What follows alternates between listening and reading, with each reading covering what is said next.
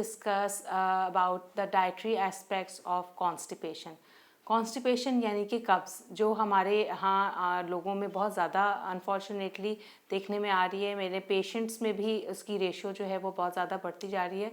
तो हमने ये सोचा कि आज इसके ऊपर जो है आप लोगों को थोड़ा सा डाइटरी रिकमेंडेशंस बताई जाएँ। कॉन्स्टिपेशन को मैं मदर ऑफ़ डिजीज़ भी कहती हूँ, क्योंकि इससे बहुत सारी और प्रॉब्लम्स जो हैं आपका वेट कर रही होती हैं। अगर आप कॉन्स्टिपेशन का शिकार हैं तो you are prone to develop many kind of medical problems. इसकी सबसे पहले हमें जानने की ज़रूरत है कि ये किस वजह से किसी भी इंसान को हो सकती है। इसमें दो टाइप ऑफ कॉन्स्टिपेशन होती है, एक एक्यूट फॉर्म होती है, एक क्रॉनिक फॉर्म होती है। क्रॉनिक कॉन्स्टिपेशन वो होती है जिसे हम दायमी कब्ज़ कहते हैं और बहुत अरसे से किसी को इसका सामना करना पड़ रहा होता है। एक्यूट वो होती है जो थोड़े अरसे के लिए होती है और वो फिर थोड़े हम किसी भी रेमेडी से वो ठीक हो जाती है।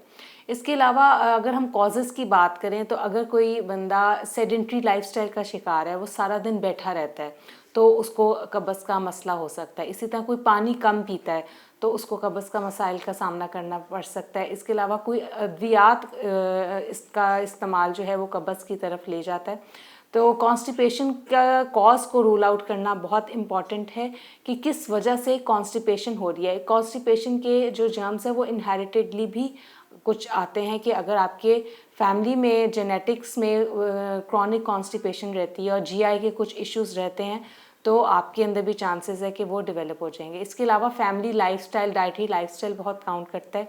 एक फैमिली की डाइट में फाइबर का जो है इस्तेमाल कम है और फास्ट फूड बहुत ज़्यादा इस्तेमाल हो रहा है, पानी कम पिया जाता है, फिज़िकल एक्टिविटी उनके लाइफस्टाइल में कम है, तो फैमिली लाइफस्टाइल की वजह से भी कॉन्स्टिपेशन का शिकार हो सकते हैं।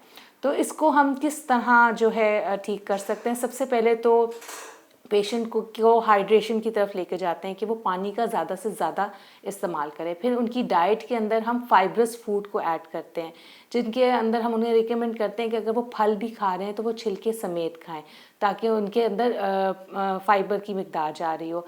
फलों का जूस की बजाय वो फल का इस्तेमाल करें। इसी तरह सफ़ेद आटे की रोटी की बजाय अगर वो बग़ैर छने आटे की रोटी का इस्तेमाल करेंगे तो उनके अंदर फाइबर ज़्यादा जाएगा। चावल का इस्तेमाल उनको कम से कम रिकमेंड किया जाता है, क्योंकि उसकी वजह से काफ़ी कॉन्स्टिपेशन होती है। इसके अलावा सफ़ेद मैदे से बनी हुई अशिया का इस्तेमाल जो है उसमें भी लिमिटेशंस दी जाती हैं, क्योंकि उसकी वजह से भी कॉन्स्टिपेशन होती है। और अगर आप कॉन्स्टिपेशन बर वक्त ना ठीक करो तो उसकी वजह से आगे आपको और ज़्यादा मसाइल का सामना करना पड़ सकता है। इसके अलावा कब्ज़ और वज़न कम करने का भी एक बहुत इम्पॉर्टेंट कनेक्शन है कि अगर आप कब्ज़ का शिकार है और आप कोई भी हर्बा इस्तेमाल कर लें वज़न कम करने का, तो आपका वज़न कम नहीं होगा। सबसे पहले आपको कॉन्स्टिपेशन को ठीक करना है। जब तक कॉन्स्टिपेशन ठीक नहीं होगी आपका वज़न बिल्कुल ठीक नहीं होगा।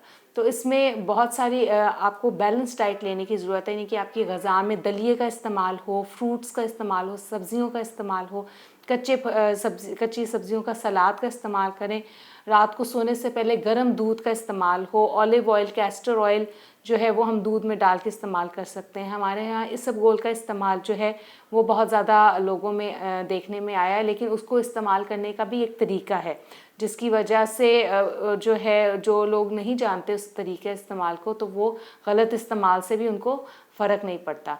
तो बेसिकली इसबगोल जो है वो डायरिया में भी इस्तेमाल होता है, कॉन्स्टिपेशन में भी होता है। और कॉन्स्टिपेशन के मरीज़ों के लिए सबसे बेस्ट तरीका ये है कि वो नीम गर्म दूध में या नीम गर्म पानी में उसको हल करके पिए, ना कि वो मुंह में डाल के ऊपर से पानी पिए। जब तक वो फूलेगा नहीं वो अंदर जाकर इंटेस्टाइन्स में काम नहीं करेगा। और इसबगोल के साथ कभी भी कम पानी का इस्तेमाल नहीं करते, वरना वो आंतों में चिपक सकता है। तो उसके साथ 1 से 2 ग्लास पानी का इस्तेमाल ज़रूर रखें, तो फिर वो बेसिकली अपना सही फ़ायदा पहुंचा सकता है।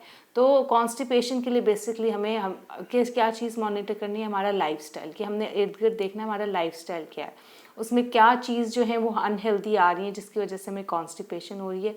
उन चीज़ों को हम अपनी लाइफस्टाइल से निकाल देंगे तो हम इस बीमारी से छुटकारा पा सकते हैं। Thank you so much.